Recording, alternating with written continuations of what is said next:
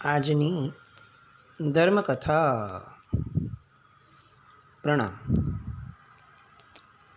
હેમરાજ શેઠ, એમની મર્દાનગી, એમની વ્યૂહરચના, એમની મૈત્રીનો ભાવ, એમના પરિવારનો રાષ્ટ્રપ્રેમ, આ બધાની શાસનદાસ,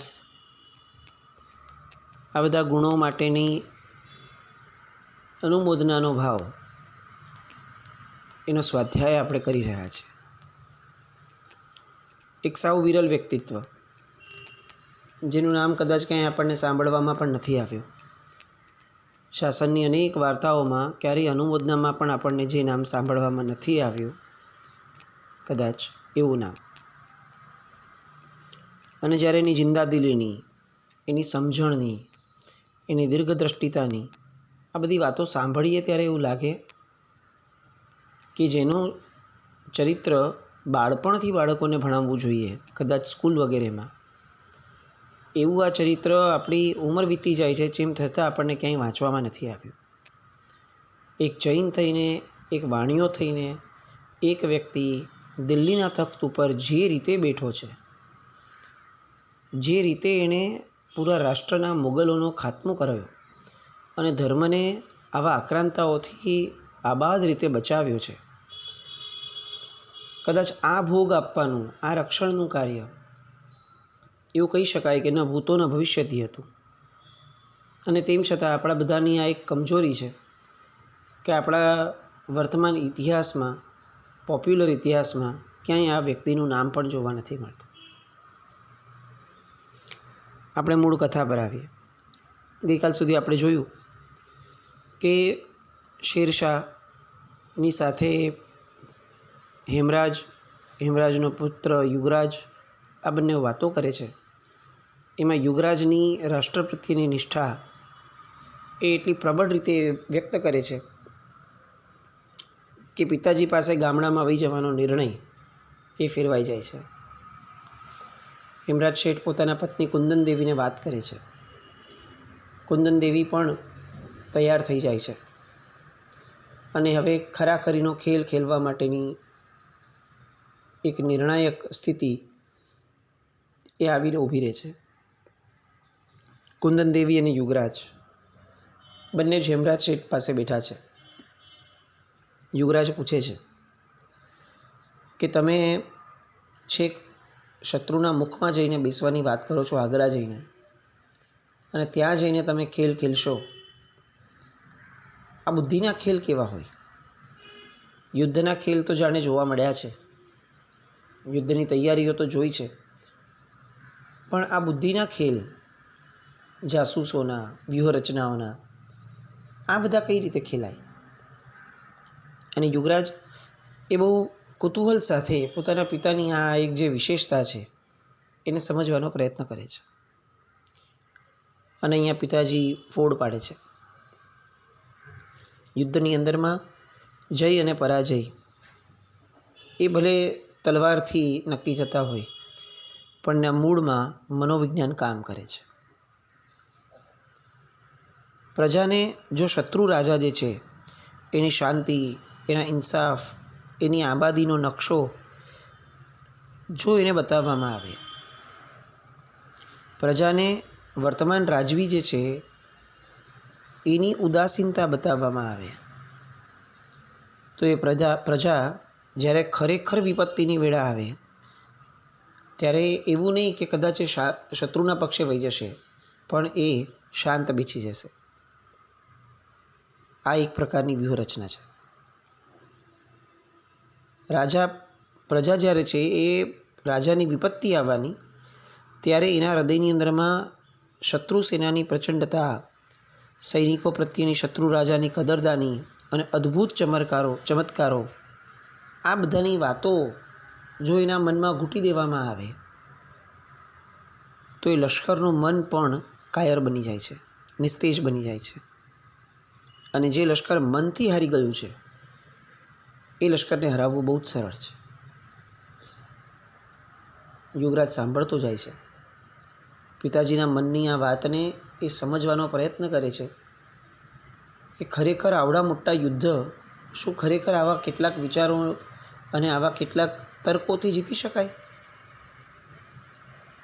અને અહીંયા હેમરાજ શેઠ એને સાબિતી, પ્રતીતિ અને એની શાસ્ત્રીયતા, આ જે વિચારો છે એ પણ એ બતાવે છે.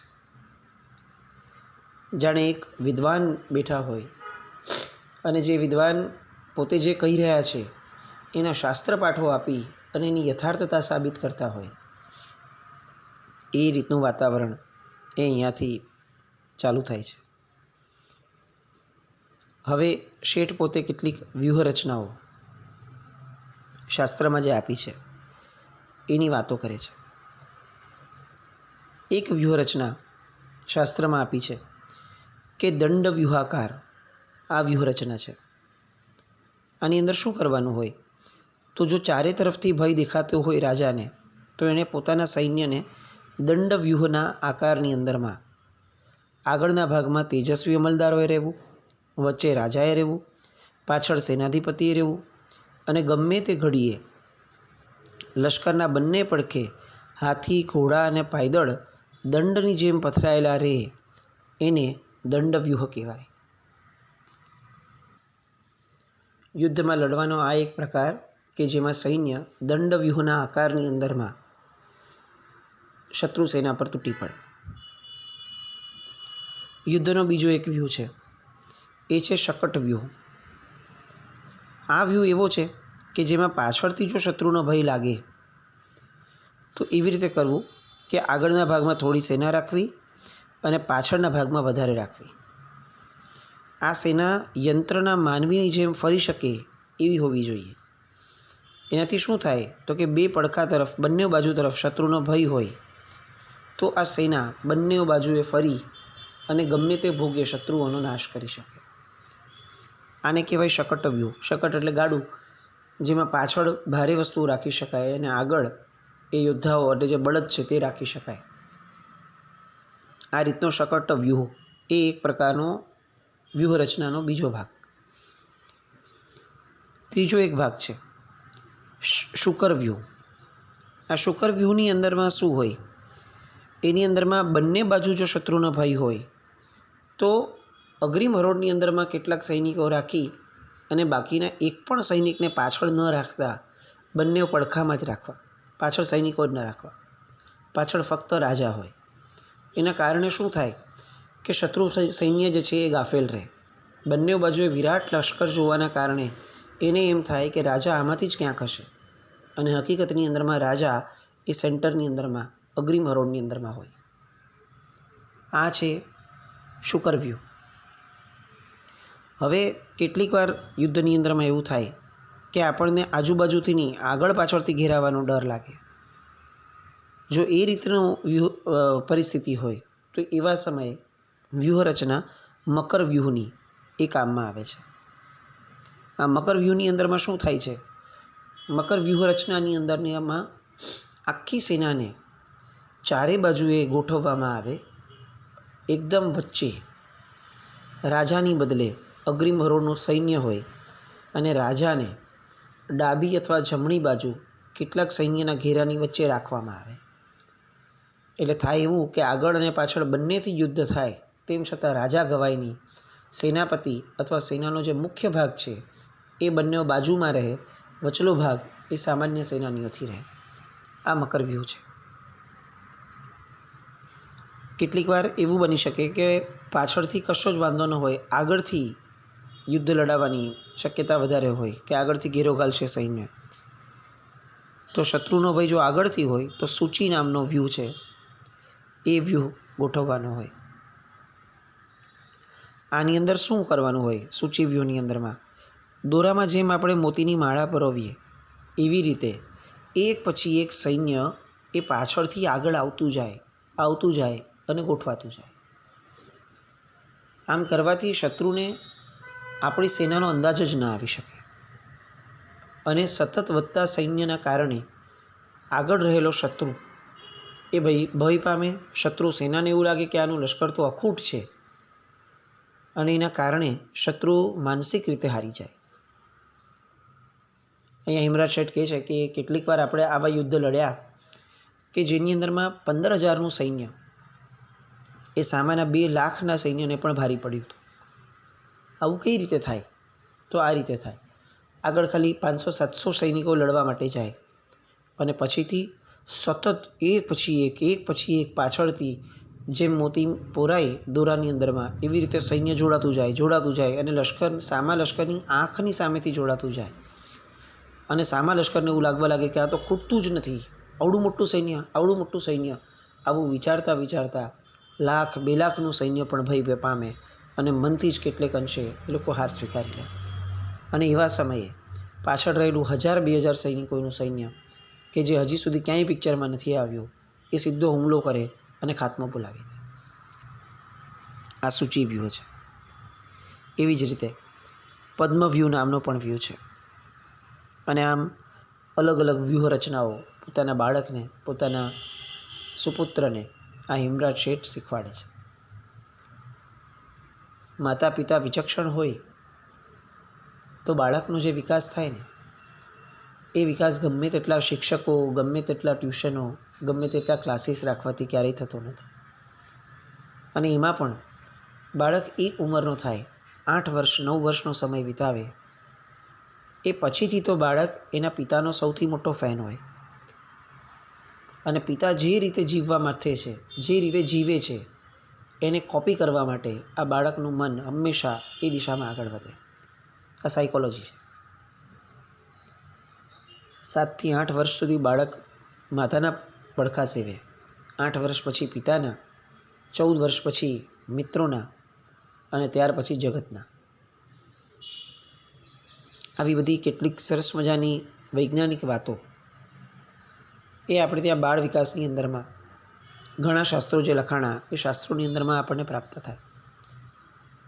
આ જ્યારે હેમરાજ શેઠના પુત્રને જોઈએ ત્યારે આપણને એવું લાગે કે હેમરાજ શેઠ જેવા, માતા કુંદન જેવા શિક્ષકો એ જ્યાં સુધી પ્રાપ્ત થતા હતા ત્યાં સુધી આપણા બાળકો સત્વશાળી થતા હતા. પણ હવે જે મા બાપો પ્રાપ્ત થયા છે, બાળકોનું કમ ભાગ્ય કે એ વિચક્ષણતા, એ સ્થિરતા, એ બાળકો પ્રત્યેનો ભોગ આપવાનો ભાવ, એ બધું ધીરે ધીરે ખૂબ ઘટતું જાય છે. અહીંયા હેમરાજ શેઠ બધી વ્યૂહ રચનાઓ કહી રહ્યા છે. બંને જણા કુંદનદેવી અને યુગરાજ બહુ જ કુતૂહલતાથી, બહુ જ ભાવથી સાંભળી રહ્યા છે. વાત આગળ ચાલે છે. જગત દ્વંદ્વથી ભરપૂર છે. એમાં રાગ, દ્વેષ, વેર ઝેર ચાલ્યા રાખવાના, લડાઈઓ થઈ રાખવાની. અને લડાઈઓની અંદરમાં મનુષ્યનો ક્ષય કઈ રીતે ઓછો થાય, વિજય કઈ રીતે સુલભ થાય, એ માટે શાસ્ત્રોએ કેટલીક યોજનાઓ કરી છે. જે યોજનાઓને અલગ અલગ 4 ભાગમાં રાખી છે: સામ, દામ, દંડ અને ભેદ. પણ એમાંથી દંડ નામનો જે ભેદ છે એ ત્યારે જ વાપરવાનું કીધું છે કે જ્યારે યુદ્ધની અંદરમાં સેનાનો વિજય નિશ્ચિત થઈ જાય તો જ યુદ્ધ કરવું. નહીં તો આવા બીજા કોઈ પણ વ્યૂહરચનાથી આપણે સામાની સામે લડવું. એક વ્યૂહ એવો પણ છે જેમાં 9 હાથી, 9 રથ, 27 ઘોડા, 45 પાયદળ, એનું એક ગુલ્મ એટલે કે જથ્થો રાખવાનો. આ ગુલ્મ જે છે એને શંખ, ભેરી અને નોબત એના અવાજોથી વારંવાર સેનામાં ગોઠવવાનું અથવા વિખરાવવાનું, એની એક કળા છે. એ કળા શીખવવાના કારણે શું થાય તો કે બહુ જૂજ વ્યક્તિઓને આ કળા શીખવવામાં આવે, પણ એના દ્વારા વારંવાર સૈન્ય જે છે એ નવયૌવનાની જેમ એ લડવા માટે સજ્જ થતું જાય. અચાનકથી આટલા બધા અશ્વો, હાથીઓ, સેનાઓ આ બધા આવતા જવાના કારણે સેના સતત યુદ્ધથી વાસિત થતી રહે. આ રીતે યુદ્ધ નીતિનું પોતાનું જે જ્ઞાન છે હેમરાજ શેઠનું, એ પોતે શેર કરી રહ્યા હતા. એની વાતોમાં અલબત્ત ખૂબ સ્વસ્થતા હતી, કોઈ એગ્રેશન નહોતું, ગંભીરતા હતી, તલસ્પર્શીપણું હતું, ઊંડું જ્ઞાન હતું. વાત આગળ વધારે છે કે આ સિવાય ચક્ર, સાગર, વજ્ર આદિ બીજા પણ કેટલાક વ્યૂહ બતાવ્યા છે. દરેક વ્યૂહની અંદરમાં સેનાપતિએ ખ્યાલ રાખવાનો છે કે એને કયો વ્યૂહ કયા સમયે વાપરવો અને કઈ રીતે એ વ્યૂહથી લડવું. કારણ કે આપણે ત્યાં નિરર્થક શક્તિનો વ્યય અને બિન ઉપયોગી ખર્ચાતી યુદ્ધ સામગ્રી એને પરાજયનું મૂળ કારણ કહ્યું છે. આપણે પોતે બી આપણા જીવનમાં જોઈએ તો આપણને ખરેખર એવું લાગે કે આપણે માયકાંગલા કે કાયર છીએ ને મૂળમાં એ કારણ નથી કે આપણી પાસે શક્તિઓ નથી. મૂળ કારણ એ છે કે આપણી શક્તિઓ એ ક્યારેય સાર્થક દિશામાં વપરાતી નથી અથવા બહુ ઓછી વપરાય છે. અત્યારે આપણું ધન પણ વિચાર કરવા જઈએ તો સાર્થક દિશામાં કેટલું વપરાય અને વ્યર્થ દિશામાં કેટલું વપરાય એ અણસાર કાઢીએ તો આપણને ખ્યાલ આવી જશે કે જેની સંપત્તિ, જે પ્રજાની સંપત્તિ જ સાર્થક નથી થતી, એ પ્રજાની સંતતિ એ ભવિષ્યમાં સાર્થકતાના માર્ગે કઈ રીતે આગળ વધશે. ઘણી બધી વાતો વ્યૂહરચનાની જેમ આપણે આપણા જીવનમાં પણ વિચારવા જેવી છે. જળ સ્થાનની અંદરમાં જ્યારે લડવાનું હોય ત્યારે વહાણ, હાથી એનાથી લડાઈ કરવાની આવે. સપાટ પ્રદેશ ઉપર લડવાનું હોય ત્યારે તલવાર, ભાલાવાળા સૈનિકોએ લડવું જોઈએ એવો નિયમ છે. સમાન પૃથ્વીમાં જો યુદ્ધ હોય તો રથ અને ઘોડા ઉપર બેસીને લડવું એવો નિર્ણય છે. ઝાડપાનવાળા સ્તરમાં લડવું હોય તો તીર વગેરે દૂર ફેંકી શકાય એવા શસ્ત્રોથી લડવું એવો નિયમ છે. આપણા જૂના લોકોને તોપનો ઉપયોગ ક્યારે લક્ષ્યમાં નહોતો.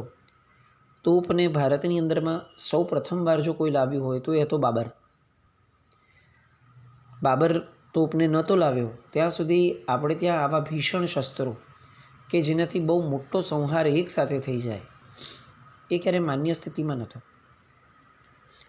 હવે જો તોપ જ નહોતી તો અત્યારે તો જે પ્રમાણે આ યુદ્ધ લડાઈ છે બધે બોમ્બ વગેરે વાપરીને, એ તો કંઈ કલ્પનામાં જ ના આવી શકે.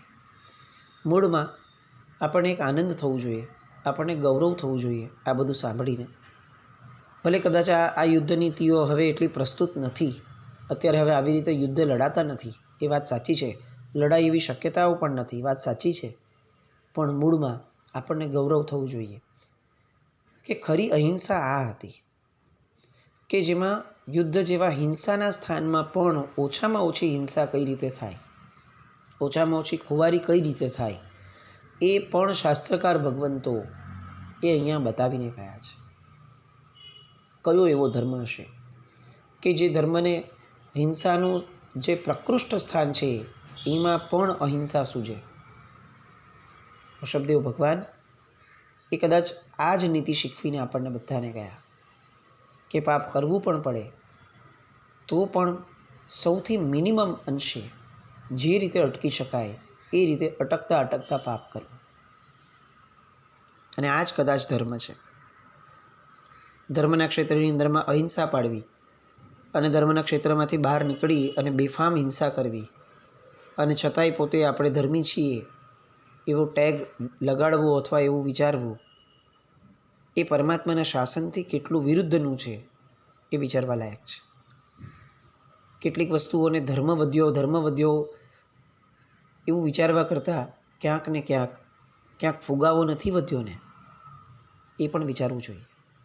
શરીર બે રીતે વધે, એક સ્વસ્થ શરીર જાડું થઈને વધે અને બીજું સોજાઓ વધે. ઈષ્ટ તો સ્વસ્થતાવાળું શરીર છે, એ પણ આપણે વિચારવું જોઈએ. અહીંયા આપણે મૂળ વાત પર આવીએ. હેમરાજ આ બધી જ વાતો કરી રહ્યા છે અને એના દીકરાને ખરેખર એવું થાય છે કે આવી વ્યૂહરચનાવાળો માણસ શત્રુના પંજામાં પણ જશે ને તો પણ 100% આબાદ રીતે છટકી જવાનો છે. અને આવી અનેક વ્યૂહરચનાઓની વાત કરતાં કુંદન દેવી એને અણિયાળા નયન સાથે હેમરાજને પૂછ્યું, આ બધી વાતો કરો છો ત્યારે એક વસ્તુ ખરેખર લાગે છે કે તમારું જીવન, તમારા મનની સાર્થકતા એ આવી વાતોમાં જ છે. તમારી આંખમાં જે ચમક દેખાય છે આવી બધી વાતો કરવા સમયે, એ દેખાડે છે કે તમારા જીવનની સાર્થકતા તમે જે ગણો છો એ ફક્ત આવી જ વાતોમાં છે. અને પ્રસ્થાનની તૈયારી માટે કુંદન દેવી સ્વયં હેમરાજ શેઠના કપાળ ઉપર કંકુ તિલક કરે છે. યુગરાજ પોતાનો પુત્ર ધર્મ નિભાવે છે. શેરશાહ સાથેનો મિત્ર ધર્મ નિભાવવા માટે આ આખો પરિવાર, આ બધી વાતો, આ પારિવારિક વાતો એ આપણને એટલી બધી પ્રેરણાત્મક બની રહે છે. હું ખરેખર કહું, આપણા લોકોના પરિવારમાં જ્યારથી પારિવારિક વાતોની જે એક મહત્તા છે એ ઘટી ગઈ, મોબાઈલ ટીવી વગેરે ઘૂસવાના કારણે જ્યારે અતિરેક થઈ ગયો આ બધા મીડિયાઓનો, ગેજેટ્સનો, ત્યારથી પારિવારિક વાતો જે ઘટી ગઈ છે ને, એના કારણે પારિવારિક સ્નેહ ગયો, એના કારણે પરિવારની આત્મીયતા ગઈ અને એના કારણે પરિવાર ભેગા રહેવામાંથી છૂટા થતા ગયા. સંયુક્ત કુટુંબો વિભક્ત કુટુંબો થતા ગયા. વિભક્ત થયા પછીથી લાગણીઓ પણ વિભક્ત થવા લાગી. એ વિભક્ત થાય ત્યાં સુધી હજી એકવાર કદાચ ઠીક હતું, પણ એ વિપરીત થવા લાગી. આમ એક પછી એક નુકસાનો અને આ બધાના મૂળમાં પારિવારિક વાતોનો અભાવ. કોઈને એકબીજા માટે સમય ન હોય, કોઈને એકબીજાનો ખ્યાલ પણ ન હોય. આવા પરિવારો, આવા કુટુંબો, આવા ઘર આપણે એટલી બધી જગ્યાએ ઉણા ઉતર્યા છીએ કે આપણને એવું લાગે કે આપણે બધામાંથી બહાર આવવા માટે કદાચ આખો ને આખો યુગ વિતાવી દઈશું ને તો પણ નહીં આવી શકીએ. એવો ભય પ્રગટે એવા નબળા સમયની અંદરમાં આપણે અત્યારે બધા છીએ અને છતાંય નિશ્ચિંત છીએ. મૂળ વાત, ઈશ્વરની હવે કઈ કૃપા આ હેમરાજ શેઠના વ્યૂહરચનામાં ભળે છે એ બધું જાણવા, સમજવા અને કઈ રીતે હુમાયુ અને મોગલો, આ શેરશાહ અને હેમરાજ શેઠ આ બેઉની પકડમાંથી એવા પકડાય છે કે જેના કારણે શેરશાહનું જે સ્વપ્ન છે એ સાકારતાની દિશામાં આગળ વધે છે. મોગલ મુક્ત ભારત, આવું કઈ રીતે થાય છે એ જાણવા અને હુમાયુના અંતિમ યુદ્ધની વાતોને માણવા આપણે ફરીથી મળીએ. જીના આજ્ઞા વિરુદ્ધ કંઈ પણ બોલાયું હોય તો મિચ્છામિ દુક્કડમ. જૈનમ જયતિ શાસન.